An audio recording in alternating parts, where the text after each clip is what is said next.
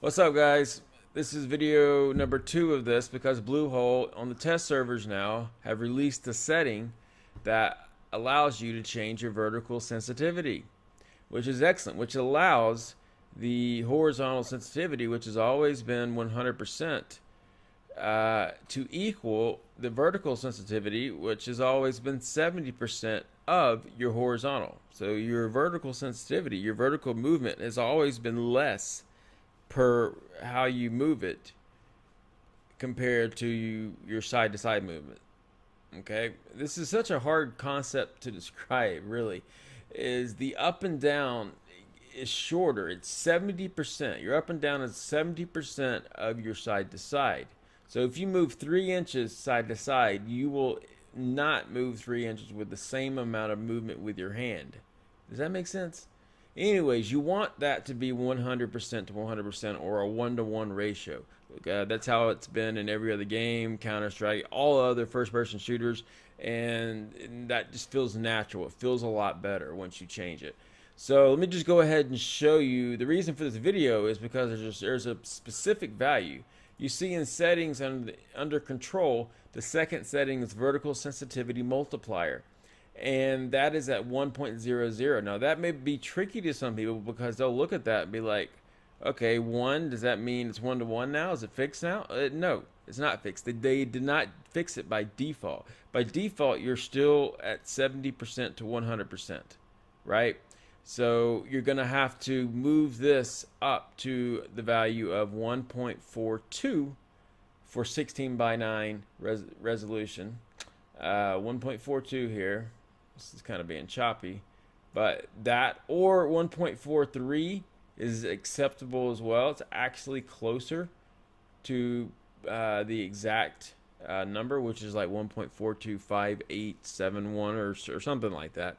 So either one works. The difference between 1.42 and 1.43 is 10 pixels on 16 by 9 at 1920 by 1080. Okay, so either you're not going to notice it either way, and it's very close to perfect. So if 142 or 1.43, apply and close, and you're good to go.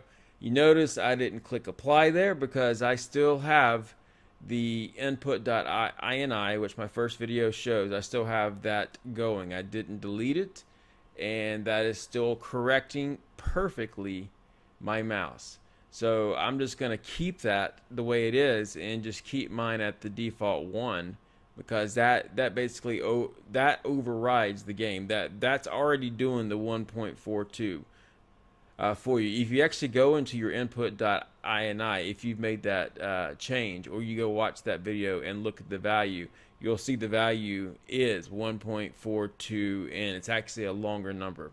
Okay, so but that's it. That's the fix. That's how you fix it. Now remember, this is for 16 by 9 only, and this is on test servers as of April 28th, 2018.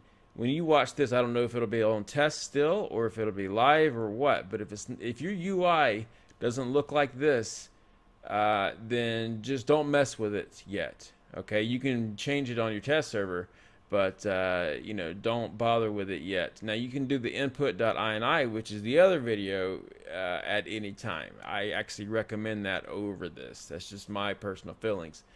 Now, I just wanted to show you the options and what works now and all that stuff. And on the test server, this is still short. So the UI, they've improved it. They polished it up a little bit, and they made it work. And by work, I mean the perspective, for example. Remember, you had to change it to first-person perspective after every single match.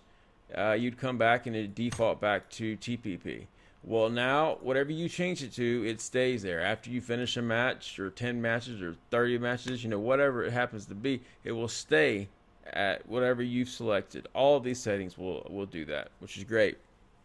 I've actually noticed everything stays, even the map selection and stuff. It stays when you log out of the game, exit the game, and come back in, which is cool. All right, then your team, it's the same thing. It just looks better. And it still has 3-man squads and all that stuff. You just have to have your group has to have 3 people in it, of course, for that to pop up. And then the big thing here, besides this, all the stuff saving properly, is we now have a map selection. This is on test, but this is definitely being pushed live soon. So you have Erangel, Miramar, and then this is Savage, which is still under construction as of this time. I imagine it'll be a month or two before Savage actually comes out live.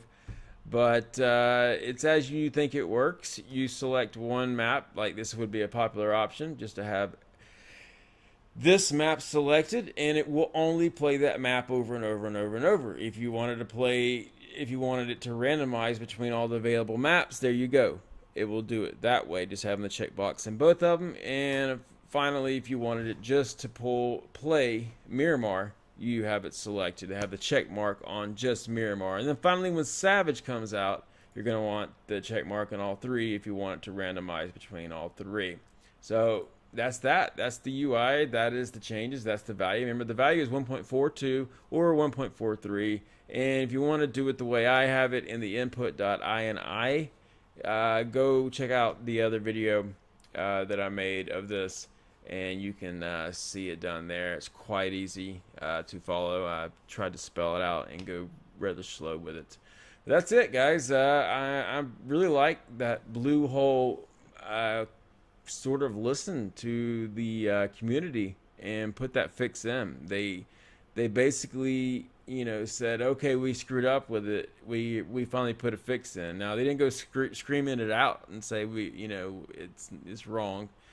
And they smartly did it as well. They didn't go in and change everybody to 1-to-1 and make that the default, because that would make millions of people all of a sudden they log in and their mouse would feel different. It would be better in the long run for everybody, but it would feel different and it would piss people off. So it's better to leave it at default and let people change it if they want to change it. Okay, it's not very clear. That's why I'm making this video. What the hell that means, that vertical sensitivity thing. All right. Also, if this helped you, please subscribe. I never used to say that in any video, but with YouTube's new requirements, it really helps me out if you guys do. It keeps me online, basically, in the YouTube community here. So if it helped you, I appreciate it. If it didn't help you, then I completely understand, and it doesn't deserve a subscription. So thanks for watching, guys, and I'll see you in the next video. Take care.